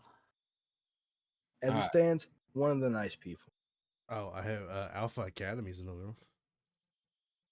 So Hmm. I mean, Akira's in Tozawa, it. okay. Yeah, okay. Yeah, he should be in Okay. he should be in damage control, obviously. No, put him in the Pride. Yeah. Should be a damage control. There's actually a backstage photo of Tozawa talking to Asuka and Kyrie. And they're all just laughing. Yeah. fucking great. Um, But yeah, Legado del again, people Fantasma. people just having shit takes. Yeah, that's people just having shit takes. I just can't. Twitter is not fun. Wrestling Twitter, wrestling Reddit, definitely. Sucks. Actually, wrestling Reddit is actually more civilized than Twitter. yes, Sadly, yes, it is. most people stick to their sides. Reddit in general is No. Don't. Careful. more You- echo chambered, so there's more. There's less you're than not- Twitter. Twitter is less echo chambered than Reddit for sure. Twitter is shotgun bad takes into the Yeah. atmosphere. Reddit is contained fucking bad take bombs. Yeah. So Oh Lord. But getting to the main point, we can now say Cody Rhodes has finished the fucking story. yes, And now we can move stop on. saying finish the story. Oh my Now- god. And we can stop It's- using the joke of so and so finished the story before Cody Rhodes. Now Onyx wants him to finish his title reign. as quick No, as possible. no. So he doesn't have to be this corny baby face that you said. That's what you said. You said Cody Rhodes, after 1 week of being undisputed WWE champion, is a corny bullshit. That's Carny not fuck. what I said. And My Rich exact Roman words won. were once he said the stupid Open mic open night. mic night Who promo, told you? I said I wish Roman Reigns had a one. He was literally giving a shout out to his wife because she's from Detroit. I know. said- I just I get the reference. I just I didn't, it seemed out of character, even though I do understand that's how he was in AEW. Well, speaking No. of getting the reference, that whole "let me hold the title" moment. I'll we'll hold get to yours that. if you hold Yeah. mine, just don't look at me. Hey yo, Usually, you got to pay for that kind of Yeah. party. But I wish Raw after Mania was in New York, because I just imagine the New York crowd. hey, in that yo, segment. Hey yo, the loudest hey yo in Well, existence. I like would've how been like fucking crazy. it wasn't even like you could hide how awkward it is because the crowd started to chant, "This is awkward." Because it didn't. It started going off. That whole segment went off the fucking rails the moment the crowd just fucking hated The Rock. Oh my god. yeah. 20 minutes. It was like 20 minutes of straight booze. Got The Rock to drop the F bomb on national TV. Well, They did not catch him fast enough. I do remember specifically laughing at you guys. We're 45 minutes into the show, and you guys are like, "Raw fucking sucks this week, bro." And I'm like, Hold "Oh, on, we still got hold so on. much No, time." no. I'll We're Selena not doing Vega it. this We're shit not- with receipts yeah. if I have to. Okay, Motherfucker, that's I'll not pull what it up. was Hold on. said. I'll No, pull it up that's not- exactly because I was laughing at you guys. No, because it You're started like, with me. Raw's kind of mid this week, and I was like, I said the first hour of Raw is kind of "We mid. weren't even And you in said the- we were 45 minutes in. we still got Cool. time." Yeah, 45 minutes of this was And I get that. 45 Like- minutes of it was just that promo. yeah. Right, And then we got I'm a 4-minute saying, I match with get Ilya that. Dragunov. That But so you got to give it one good give it the full match hour. with one trash ass fucking mid ass promo that lasted way too long. Right. Is fucking And mid. that's I don't care. fine. I called it like I was calling a fucking home run. That shit And then was this one fucking over mid, here and it was proven right. It going, was fucking ah, mid. no surprises this week. Next match after Ilya the Dragunov for I'm a like- 4-minute squash match with Nakamura. which is whatever. But again, the rest of the show got better. Eh. It was okay. It's got- hard to come back well, from that promo. And I agree, but my point was it's a 3-hour show. Wait until the show's over to go. Fuck No, this Raw No, this no, no, week. But like, we didn't say We didn't say all that though. I- We said that I the was first talking about the hour first was hour. mid. And and it we weren't even through the was. first hour. It was. Can you 45 say I was minutes. a liar? The 15 minutes Well, out of no, that after didn't the save hour, that no. hour. 45 minutes in, and I'm calling this shit mid. That's not a wait for it to finish out. No, the shit was mid. Still had 15 Fam, minutes. you couldn't bring that back in He 15 hit me minutes. with the fam. He's upset. I don't care The if Roman 5-minute Reigns Elite came Dragunov in and match just didn't dropped save him. it. Hey, it made it better. No, it didn't. It still made it mid. A Listen, 4-minute match. Lord. I would rather have a Get it? 20-minute match. Fucking mid. I don't care. That I think it's because the Raw at the Mania has been set up to be this big thing to Yeah, waste and that's 45 minutes just on Well, that's- Cody and The Rock sucking each other off. With their Yeah. titles No. around it. Yeah, with this Well, bullshit. with one legitimate FTW title, yeah. The People's Champ. I don't care who gave him that fucking belt. I don't care if wanna the see it. Lord gave. I don't care if OJ gave him that fucking belt. It's I not don't care if legitimate. Muhammad Ali came back to life and presented that belt as his corpse turned into fucking gold dust. I don't care. Gold The dust. People's Champ. That's a reference. Yeah. And shattered Cody's fucking dreams. But that's not the point. It doesn't matter. That belt is a fucking set piece to make The Rock feel special because he doesn't hold a fucking belt now. Muhammad Ali's got to finish the story. Yeah. Fucking Layla Ali comes to the WWE and knocks out The Rock and takes the People's Championship. Who fucking cares? One, That is an two. It unsanctioned doesn't belt. matter. Can I tell you how much I enjoy? And that's why I made a comment about it when we were talking about it. I enjoy how much you hate him so I much don't. that I you get fucking- like I this dude has fucking hate Xbox Dwayne. heat. Xbox heat with you. Like it's the Yes. funniest thing. Like as soon as he shows up, like everything is just dire. He It's sucks awful. the fun out of everything.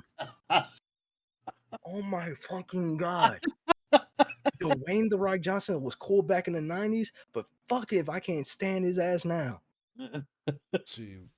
He became Hogan. To me, he is Hogan and TNA bad. And I Oh. say that not in just wrestling. I mean his whole fucking Nothing's persona. bad. Yes, it fucking is. He killed the No. fucking. Look, as a DC fan, Dwayne can go fuck off. Okay, that's not his fault. Yes, the fuck it No, is. it's not. Yes, it There's fucking a lot is. of people Because involved. no. There's a lot of people. Dwayne's at the top of that fucking list. Want to know why? Because he decided to use his fucking influence and his ex fucking wife to bring in Henry Cavill and had the Snyder fans all fucking riled up all over again. That was him using his personal context to put himself in the head of DC. I think we need to change. And guess what? It fucking failed. I think we need to change the photo for this podcast. Fuck Dwayne. That God. as a CM Punk fan, he fucking did that shit last time. And guess what he did? He came back and stole the fucking moment He to put can't it on keep getting himself. away with this. Jesus fucking Christ. Oh, Keeps God. coming back to every fucking franchise after he gets kicked. He gets bored and gets kicked out the last one. Jesus. Kind of almost ruined Brendan Fraser's career. Oh, I would man. say the diddling did a little more to ruin that than That's Dwayne did. That's a very, very good point. But still, fucking I would say on the level of things, the diddling was a bit higher than Dwayne The Rock Johnson. Wait, how dare you have 5 minutes in my movie? Way worse than everything else that happened in Stole there. Jumanji. Fucking Journey to the Center of the Earth.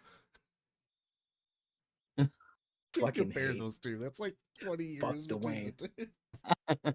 Fuck Dwayne. I swear. Oh my God. I like that he stopped and I riled him up again about it. Fucking there are a few wrestlers that like piss me off on a personal level. Dwayne is fucking top tier.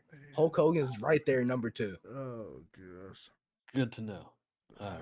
God. Trying to think who's number fucking 3. It doesn't matter if you get to 3. Oh God, my.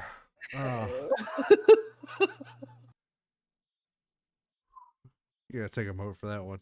Good Lord. My eyes are watering and shit. The do-rag took over. Channeling the do-rag. Channel is inner ECW champ Vince. Get out here, you Channeling my racist. inner fucking Paul Heyman. Dwayne can suck my fucking dick. Jesus. It sound like you want to suck Cody off. Oh. God damn it. All right. Man. Whew. So anyway, hey, John Cena showed up. Yeah. On Raw. That was fun. Says it's not his last one. He says it's not. He It wants wasn't one his more good last run. one, but he will be done soon. Yeah, Brother, shave your head, please, Just go back get the to the road crew game. cut. or get the Bosley or whatever. Yeah, Talk to get the Chavo. insert. Was it that Also bad? I return- didn't see it this time. Yeah, his boss fight is very bad. Gotcha. Talk Speaking to of people Chavo. return, speaking of people returning, Sheamus is coming back this week. Yeah, But, pumped for that.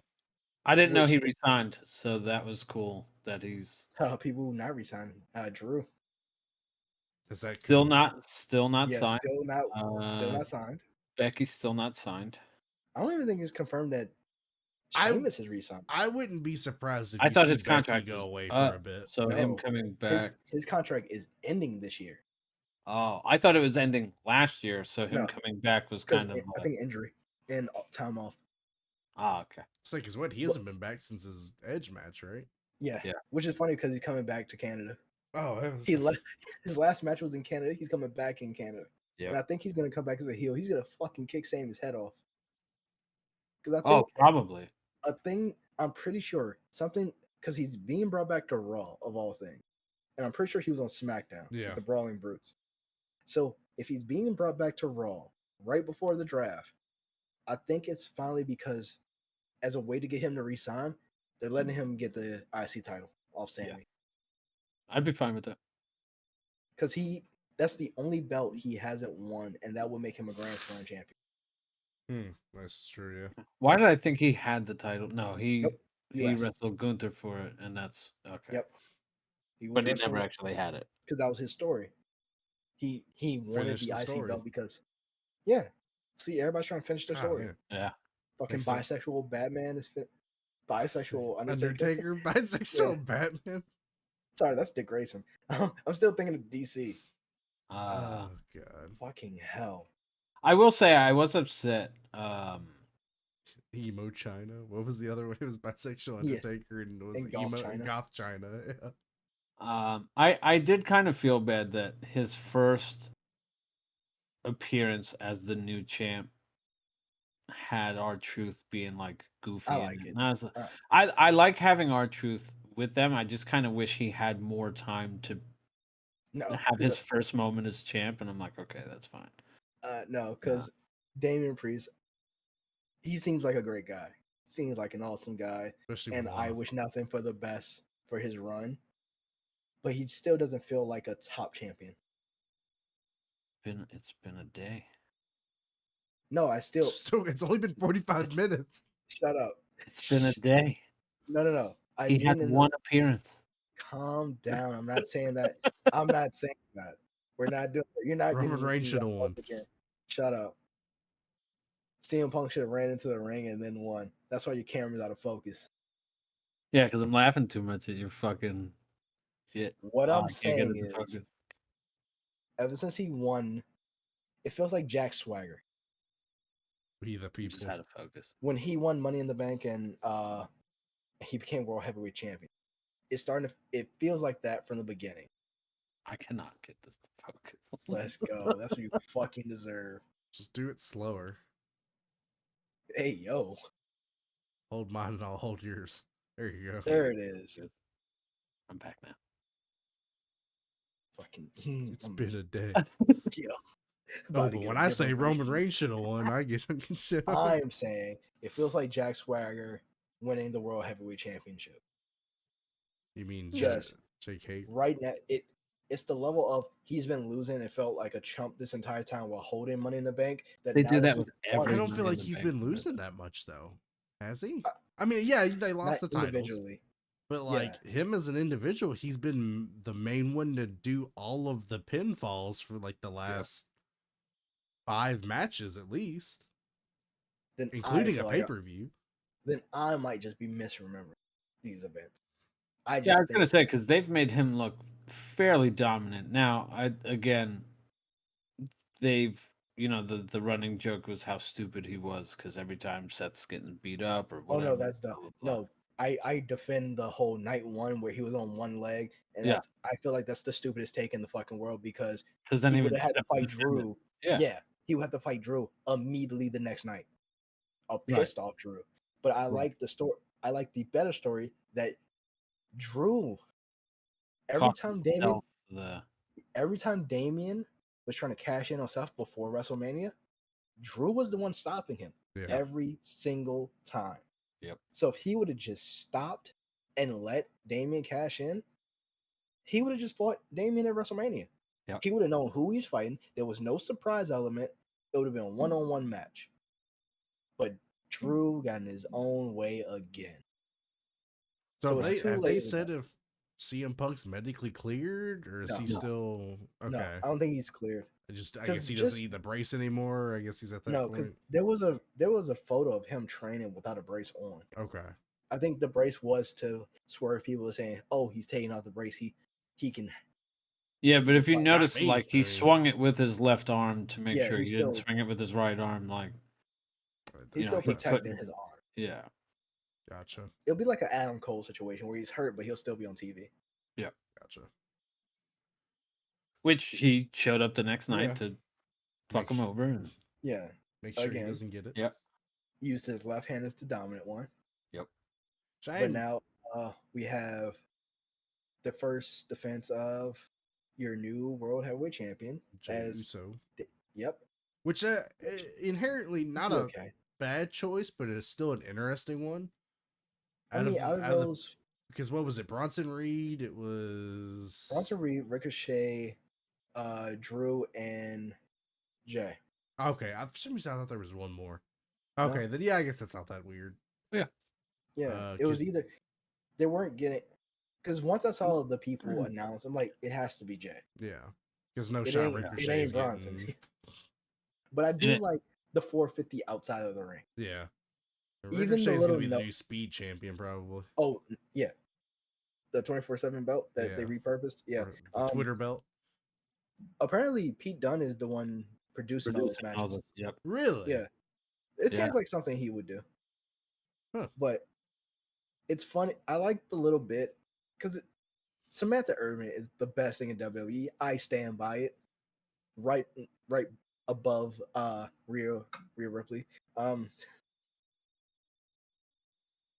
It's the little moments of Ricochet turning to Samantha, going, "I'm sorry," before he does his 450 onto the table. That Yeah. really sold like, oh man, this is gonna hurt. Yeah. No, And people like to complain that, oh, Samantha Irvin's putting too much emotion. She's a mark. No, she just doesn't want to be told, so everything's a surprise to her. So she's giving a genuine reaction. dude, why is that everybody makes it so better. fucking Jesus Christ? Like, Fucking, not that serious. you want the blandest people in the fucking world to announce, here's your winner, Roman Reigns. Right. Like No, I I want someone who's just as pumped as I am that Cody Rhodes just fucking won. Voice crack and all. Like, and like the thing that cracks me up is like, oh man, Lillian Garcia was better, and I'm no, like, she fucking wasn't. she was not. And Stand if up. you remember when she was active, people were shitting on her all the fucking time. So like, I just remember there was her one push. guy that I always liked. I always liked his Undertaker one, but I can't remember. Tony Schimmel, Maybe. Yeah. This is because like he was super- also the one that did the rated R superstar. Yeah. I mean, listen, my people all-time favorite is Howard Finkel. Yeah. Because I grew up in the 90s and he was the, waiting for him to go and new. And I was like, oh, yeah, that hits, man. Like People that. like personality. That's why you're watching fucking wrestling in the first place. Right. Fucking cry me a river. Oh, God. Easy there, Jack. I'm the scapegoat of this fucking podcast. Oh Lord. I'll buy the fucking shirt. It's sold out, but I'll fucking buy it somehow. That's funny. I'll wear a CM Punk shirt and then wear a fucking Jack Perry shirt. Think about it. I'll go meet Jack Perry in a CM Punk shirt and see if he'll sign it. Oh my God. He might. Get thrown out. No, I don't think he'll throw me out. He'll get me thrown out.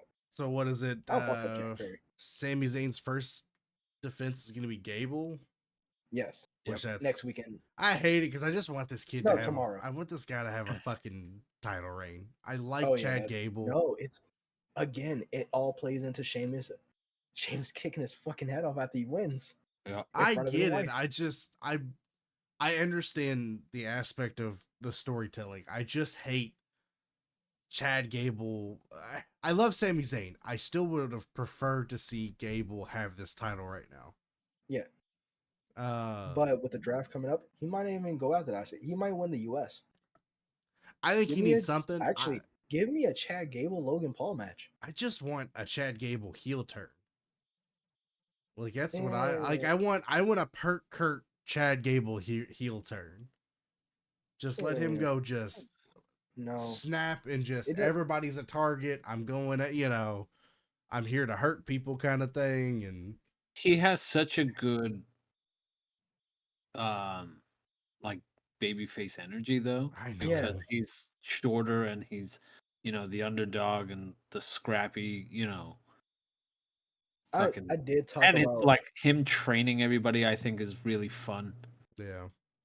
I know I did say, oh, LA Knight's definitely taking the belt off Logan because that's a built-in story. But I feel like they're ditching that, and with the draft coming up, they might not be on the same brand, so it might be Chad Gable to beat Logan. I would, I'd be fine with that. yeah. I just want him to have a singles title push at least once. Yes. Well, I guess that flips. So, who do we think's coming out the LA Knight AJ Styles for Cody's first title defense? AJ. AJ. I agree. I think with the WrestleMania win, they're gonna flip it and go the other way with it and have AJ win. It'll probably OC. be just like fuckery of some kind, so that OC. so that Knight doesn't like lose clean or anything Yeah. like that, and that's fine.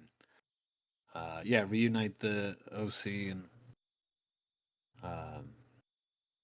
But weren't they on the outs with each other like literally Exactly. a month ago? Like just well, just it a was more random- so like he was going through his emo phase, like he did in TNA, and then he didn't want to be around all of his friends anymore. But then Because they were being goody two shoes, so fuck Right. that. But they went back to NXT and were And assholes. disappeared. So yeah, makes sense. Uh, Speaking of people popping up in NXT, the Final Testament is in NXT Along again. with Ivar.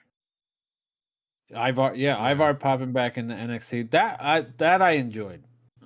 Ivar, obviously sucks that Eric is been hurt, Injured, but yeah. Ivar has made the most of this, and has put on a hell clinics. of a show, and just like He is a big man doing springboards and jeans. yep, He is not human. I did doing see a lot where cartwheels and they were saying springboards that this and- is like a punishment for him because he's not. I No. don't think that's what it is. I Oh, just no, think to give him there's a something new to do. No, there's a new report that with the draft coming, they're trying to further extend the fact that NXT is no longer developmental. It will be its own Brand, like They're- It will yeah, be they're- officially the third brand. They're trying to reestablish it as a third. Because I know Triple H did that. That was during their Survivor Series run. Yeah. Yeah. So I can see him going, yeah, NXT is a third brand. It might have younger stars, but Mhm. overall, you can. It'll still be more used stars, as the yeah. up and coming and all that stuff. Like you're still gonna have those guys, starting out and doing all that stuff. But You will have more established names joining the roster to boost that group because they need the experience with the more Yeah. trained talent. So it's like cool. Okay. So Yeah. I'm not you- that then. Yeah. That's it's no longer a demotion. It's you're moving to another brand. yeah. Do you think newly crowned NXT Women's Champion Roxanne is gonna be Her name drafted? was tossed around, but I don't think. I think Or is she gonna lose the title that quick again? And then no. See, I give her a solid run because she didn't get it the first time. it's not that she didn't get it because the of the first time. I injury. can see her doing more work in NXT. Yeah. And also she needed to develop a new finisher because sometimes that finisher does not work depending on how tall the person is. Right. The pop rocks is a cool move, but if she brought that to SmackDown, she's just doing the same thing Selena Vega. Yeah. Also true. Also, Tama Tonga needs to redo his finisher now. Because it's just the cutter. Yeah. I'm sure they'll give him something. He has a Or Superman he has punch. something. He has a Give him- super kick. God. I'm surprised, especially the Usos or Solo didn't get like Rikishi's pile Stinkface? driver. No. The pile driver he would do, like that side pile driver.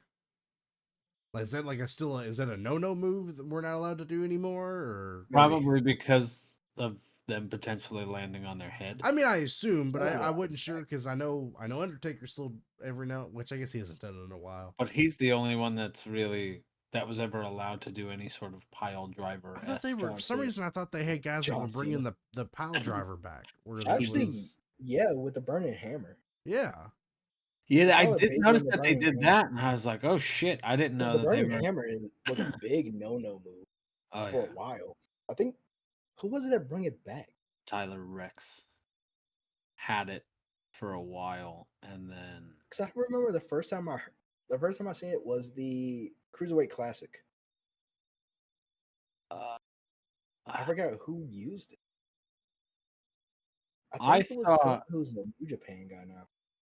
I thought it was not cruiserweight. What the fuck's his name? Not Trent Seven. Who's the other guy I'm thinking of? Is it Joe Coffey? Is that who I'm thinking of? I can't remember. It's one of the NXT UK guys that had it. It was doing it for a little while, and then I don't know if like Vince caught wind of it and was like, absolutely Okay. not, or like, Brian Kendrick.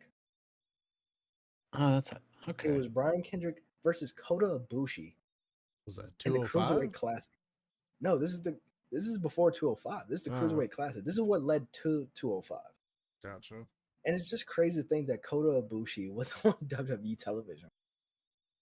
And Daniel Bryan was calling the matches. Yes, with Michael Cole. Fucking. That was a crazy time.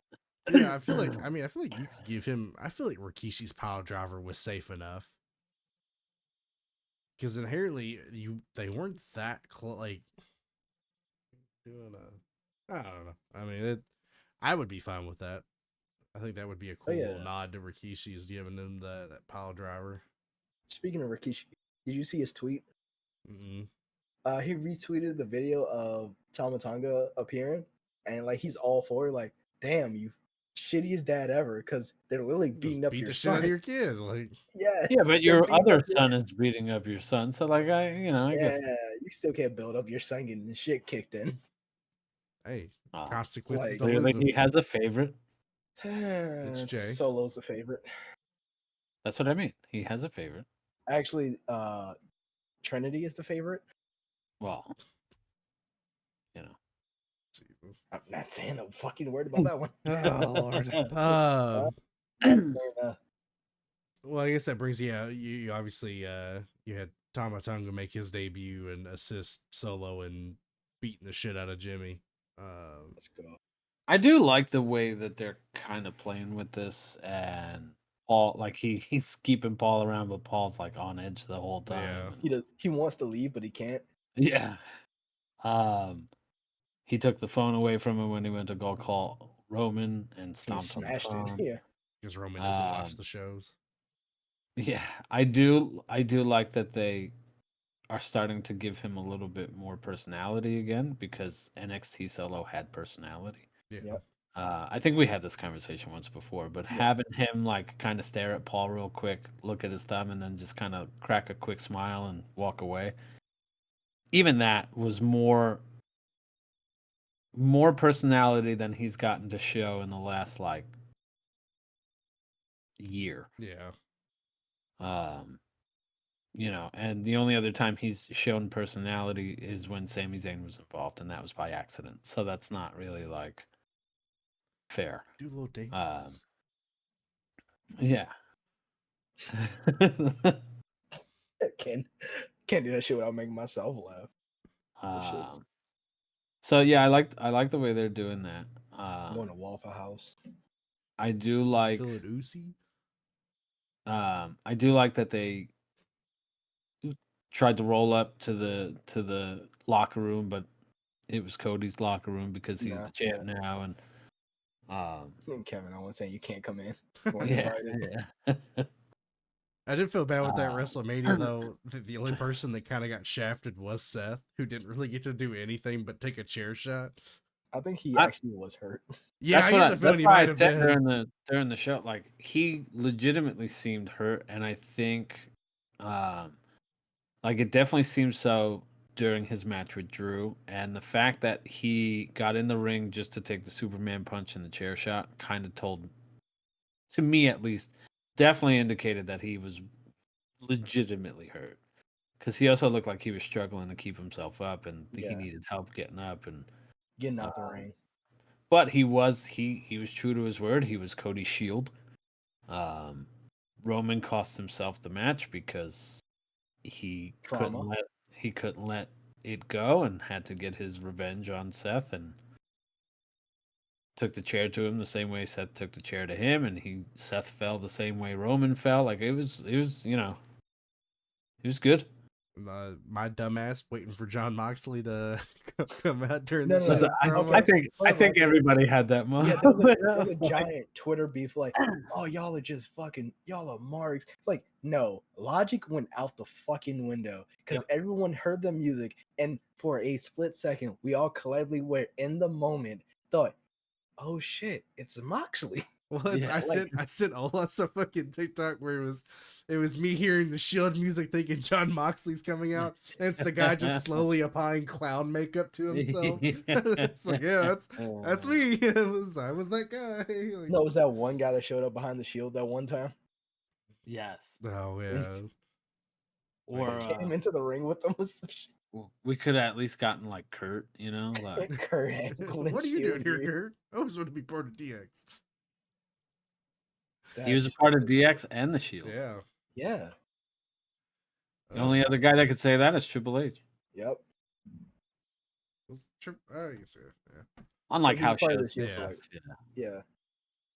yeah. It was Oh that Lord. one thing of them doing dives and Triple H just stops and just goes up the ring. Yeah. I think that's when Roman was suspended. Yes. No, that was actually yeah, it was. He had a 30 day. Yeah. What was it? For weed, right? I thought it was PEDs, but Yeah, whatever. It was something. yeah, it was something. And then you Um, look back and you wonder if that had anything to do with the whole leukemia thing, but whatever. yeah, I mean, you can only know what you know, kind of thing. I will say I did think this WrestleMania, although a few kind of matches, was one of the better ones for the last few years. Yeah, the Usos match was definitely the worst one of the night.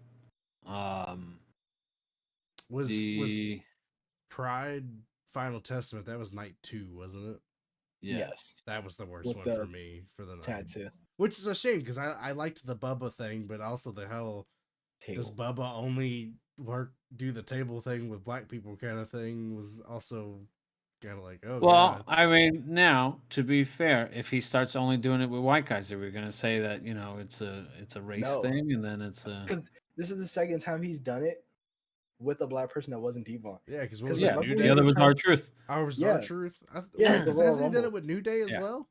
No, it was the Royal Rumble when he And came back. did it to New Day. Oh, okay, Yeah. that's right. Yeah, Fun fact: our truth Devon is in a Dudley lot of has organizations. yeah, Devon Dudley has never been in a Royal Rumble. Has he not? Interesting. I'm not saying I don't believe you.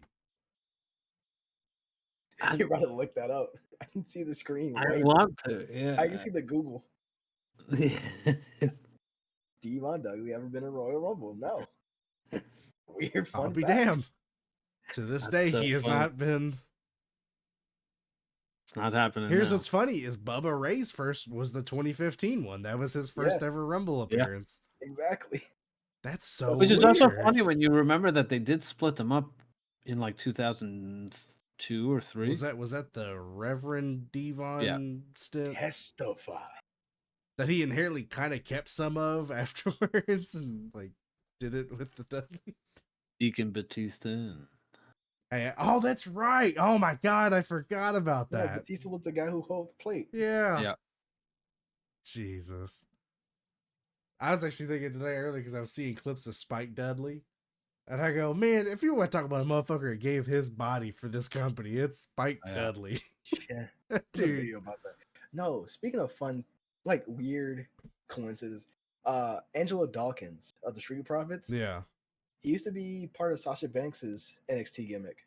She was Really? like he was her hype man, Huh. which is a nice callback to the pandemic episode of SmackDown when they were all dancing together. Yeah. Which was extra funny because it was the Street Profits with a heel. I think it was she was heel because she was feuding with Bianca Belair. Yeah. I just wanted that one. I just wanted the extra touch of Bianca coming out the ring and just pulling Montez by the ear back into the back. Never happened, but Jesus, if I that always was like the- seeing, great. and I can't remember the wrestler's name for the life of me, but he would come out with the conga line or whatever. Adam Rose. Yeah, Adam Rose, where it was like, how many of those people were actually like, because like Braun Strowman's in it, Braun and Strowman, Becky Lynch. Um, I think Nick Nemeth was in it at one point, or Nemeth, whatever. Fucking splitting hairs there. sorry. If you look back and remember that Adam Rose was like a legit real deal in FCW, it's the funniest thing.